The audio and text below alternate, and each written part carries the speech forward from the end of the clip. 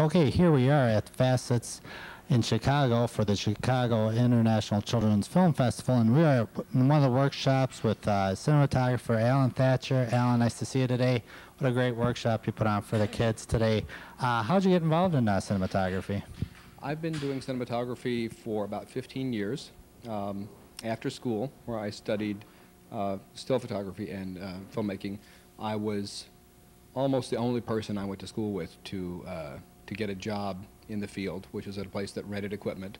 I went out from there after a couple of years to be a camera assistant, which is the person on the film crew who takes care of the camera, who moves it, who loads the film, who changes the lenses, who makes sure the take is okay, who keeps the image in focus.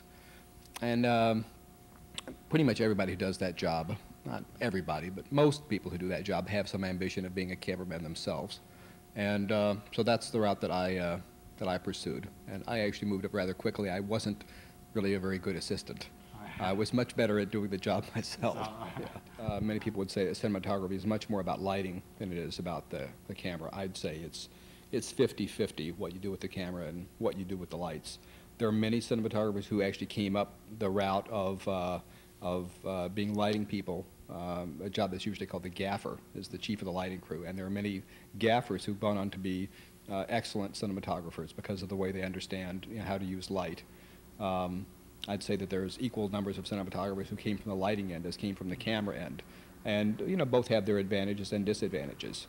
I might be not as strong on the lighting end as somebody who came from lighting, but somebody who came from lighting might not think of some of the things to do with the camera that are like second nature to me.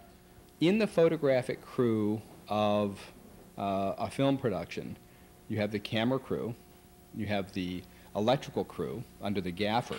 Those are the guys who handle and set up the lights. Then you have what's called the grip crew. The grip crew are the people who they set up scaffolding. They are the ones who run things like cranes and dollies for moving the camera during the shot. They're also the ones who, they don't build sets, but they build all kinds of other things. They're the ones who do a lot of the things that shapes light. Like if the sun is too harsh and you want to diffuse it, they'll put up something called a butterfly or a silk, which is to diffuse the sunlight.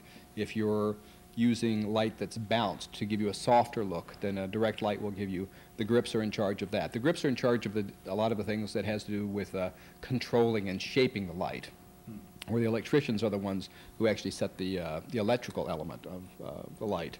And all those people are working under the direction of the director of photography.